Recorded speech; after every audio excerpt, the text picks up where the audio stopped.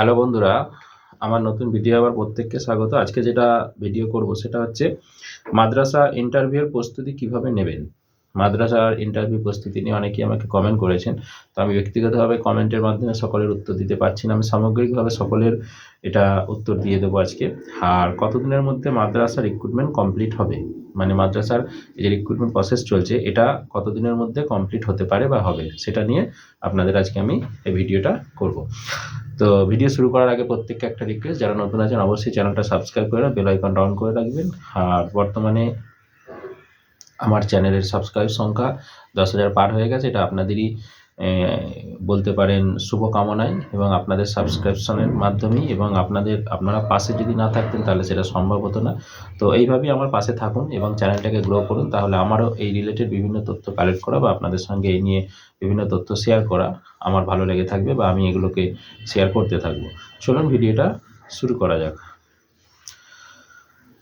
ভিডিওর প্রথমেই যেটা বলেছিলাম সেটা হচ্ছে যে এই মাদ্রাসার ইন্টারভিউ প্রস্তুতি কিভাবে নেবেন। সেটা হচ্ছে প্রথম যেটা করবেন আপনারা, আমার যেটা ব্যক্তিগত অভিমত, আমি বিভিন্ন ইন্টারভিউয়ের মাধ্যমে যেগুলো অভিজ্ঞতা অর্জন করেছি সেগুলি আপনাদের মধ্যে শেয়ার করব। প্রথম হচ্ছে নিজের বিষয়ে খুবই স্ট্রং হবেন। আপনার যে নিজের বিষয়, যেটা সাবজেক্ট, ম্যাথ হোক, হিস্ট্রি হোক, বেঙ্গলি হোক, জিওগ্রাফি হোক, যেটাই হোক, সেই বিষয়টার প্রতি আপনার যতটা স্ট্রং থাকার কথা, যতটা জানার কথা, তার থেকেও বেশি জানার চেষ্টা করুন।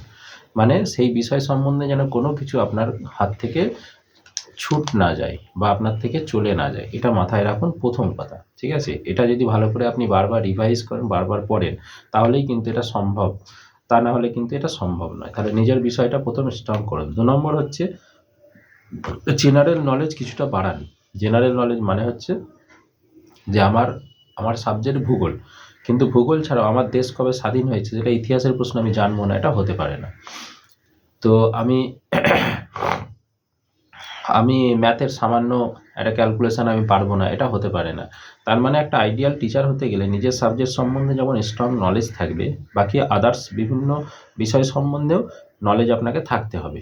ঠিক আছে? আমাদের জাতীয় পশু কী, আমাদের রাজ্যের জাতীয় পশু কী, এগুলো বা জাতীয় গাছ কী, এগুলো হচ্ছে জেনারেল নলেজ। এগুলো আপনাকে জানতে হবে। আপনি যে ডিস্ট্রিক্টে বাস করেন, আপনি যে রাজ্যে বাস করেন, আপনি যে অঞ্চলে বাস করেন, সেই এলাকা সম্বন্ধে আপনি জানবেন না, এটা হতে পারে না। তো এইটাই হচ্ছে জেনারেল নলেজ। এগুলো সম্বন্ধে আপনি নিজেকে যতটা পারেন স্ট্রং করুন, নিজের সাবজেক্টের সাথে সাথে জেনারেল নলেজ। এরপরে যেটা আপনাকে দেখতে হবে সেটা হচ্ছে কারেন্ট অ্যাফেয়ার্স কিছু পড়ুন।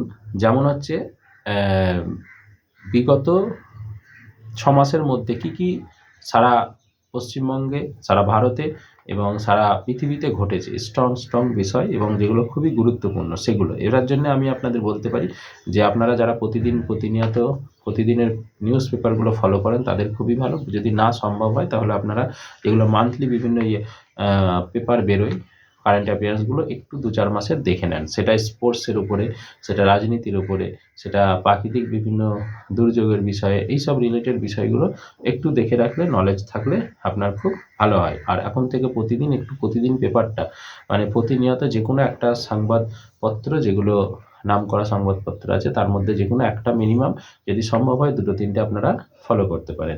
এটা যদি করেন তাহলে খুবই উপকার হয়। এখন জানেন যে এই প্রতিদিনের নিউজ পেপার পড়ার জন্যে আর নিউজ পেপার কেনারও প্রয়োজন নেই, অনলাইন থেকেই দেখে নেওয়া যায়। তো এটা কোনো আহামরি ব্যাপার নয়। আপনারা যদি এই নিউজ পেপার পড়তে চান, আমার নিজেরও নিজস্ব গ্রুপ আছে, সেখানে আপনারা অ্যাড হতে পারেন যদি চান। এরকম বাংলা, ইংলিশ, হিন্দি বিভিন্ন নিউজ পেপার আমি সেখানে প্রোভাইড করে থাকি। তো এবং আপনারা নিজেরাও যদি অনলাইন থেকে পেয়ে থাকেন, পড়ে নেন। মানে আপনাকে পেপারের জন্য 2 ঘন্টা ওয়েস্ট করলেও কিন্তু হবে না আবার। কারণ আপনাকে ওই আধ ঘন্টার মধ্যেই আপনার সব পেপারগুলো চোখ বুলিয়ে নিলেন, কি ভাইটাল ঘটে, যদি কিছু ঘটে সেটা একটু নোট করে রাখলেন, ব্যাস এটুকুই। এর থেকে বেশি কিছু নয়।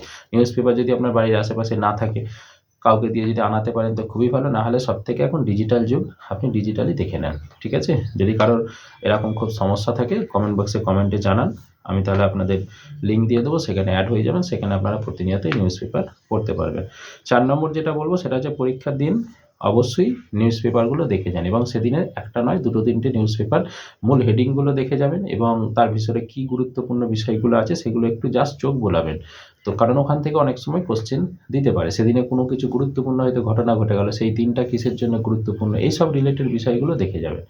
আর নিজের সম্বন্ধে, নিজের জেলা সম্বন্ধে এগুলো একটুখানি অ্যাওয়ার থাকবেন। আপনি কবে, কোন সালে, কোন ইয়ারে পাস করেছেন, কত পার্সেন্টেজ পেয়েছেন, কোন স্কুল থেকে পাস করেছেন, এগুলো সব নখদর্পণে থাকবে। আপনাকে যদি বলে মাধ্যমিকে কত পার্সেন্ট পেয়েছেন, আপনি যদি করেন তাহলে বিষয়টা খারাপ জিনিস। কারণ আপনি কত পার্সেন্টেজ পেয়েছেন এটা যদি আপনাকে ক্যালকুলেশন করতে হয় তাহলে তো মুশকিল। দেখুন আমি এটা মানে যারা একটু ভয় ভিতরে, এটা ভয়ে হয়। কেউ ভুলে যাবে এটা আমি বলছি না। মানে যে জানে না তা নয়। কিন্তু সেই সময় কিন্তু আপনি থতমত খাবেন। তো সেটা যদি আপনি আগে থেকে একবার জাস্ট রিমাইন্ড করে নেন তাহলে আপনার আর সেই মুহূর্তে কোনো কিছু সমস্যা হবে না। তো সেই জন্য এগুলো একটু রিমাইন্ড করে নেবেন। মোটামুটি এগুলো যদি আপনি দেখেন আর নিজের পার্সোনালিটি ওকে রাখবেন, সবসময় নিজেকে ভাববেন হ্যাঁ, আমি যেটা জানি সেখান থেকেই কোয়েশ্চেন আসবে। নিজের কনফিডেন্সটা বজায় ওভার কনফিডেন্স নয়, কনফিডেন্স। যে আমি পরীক্ষা দিতে যাচ্ছি, আমার নার্ভাসনেস হলে হবে না। সেদিন এখন থেকেই সেটা মেন্টালি প্রিপারেশন নিতে হবে। আমি এর আগেও একটা ইন্টারভিউ প্রস্তুতির ক্ষেত্রে বলেছি, আপনারা সম্ভব হলে কোনো জায়গায় যদি সেরকম কোনো কোচিং সেন্টার থাকে অল্প টাকার মধ্যে, কারণ আপনারা যারা জব পাননি তাদের ক্ষেত্রে সত্যিই এই সময় যা পরিস্থিতি চারিদিকে, মানে ব্যয় করা খুবই কঠিন। তবু যদি কেউ পার্সোনালি দিয়ে থাকে সেগুলোতে জব ইন্টারভিউ দেন। যদি সেটা সম্ভব না হয়, নিজের বাড়িতে যদি বড় আয়না থাকে, আয়নার সামনে দাঁড়িয়ে আপনি প্রশ্ন করুন, আপনি উত্তর করুন। এইভাবে আপনি প্রস্তুতি নিতে পারেন। তো এইভাবে নিলে আশা করি আপনারা সফল হবেন এবং আপনারা যে আশায় বেঁচে আছেন সেই আশাটাও পূরণ হবে।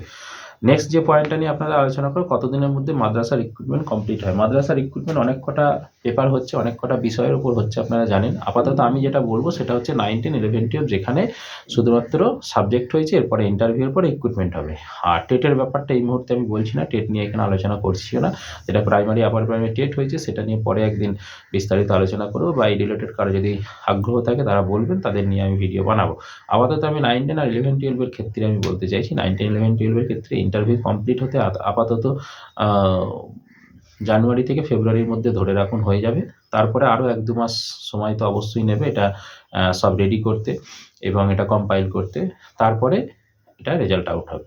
তো মোটামুটি তার মাঝে টেট আছে, টেটের আবার রেজাল্ট আউট হবে, সেগুলো নিয়ে আবার কাজকর্ম আছে মাদ্রাসা সার্ভিস কমিশনের।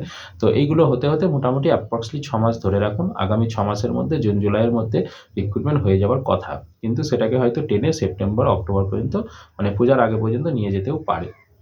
তো আশা রাখতে পারেন যে আগামী 6 মাসের মধ্যে এই রিক্রুটমেন্টটা 9, 10, 11, 12টা কমপ্লিট হবে। আর বাকি প্রাইমারি, আপার প্রাইমারি সেটা কমপ্লিট হতে আরও 1 থেকে 1.5 বছর সময় লেগে যাবে। মানে মিনিমাম 1 বছর, সেটা 1.5 বছরও লেগে যেতে পারে। কারণ এই টেট হবে, তার রেজাল্ট আউট হবে, তারপরে তাদের আবার ইন্টারভিউ হবে, তারপরে তাদের প্যানেল হবে, তারপরে তাদের রিক্রুটমেন্ট হবে। এবং এই দুটো একসাথে প্যারালালি হতে হতে, মানে এটা হবে, ওটা বন্ধ থাকবে, ওটা হবে, এটা বন্ধ থাকবে, এই করতে করতে 1 বছর তো অবশ্যই পার হয়ে যাবে। ওকে, ধন্যবাদ। যদি এই রিলেটেড আরও কিছু আপনাদের আগ্রহ থাকে, জানার থাকে, তাহলে অবশ্যই আপনারা কমেন্ট বক্সে কমেন্ট করুন এবং যদি ভালো লেগে থাকে অবশ্যই লাইক করুন। আরও ভালো লেগে থাকলে বন্ধুদের মধ্যে শেয়ার করুন। ধন্যবাদ।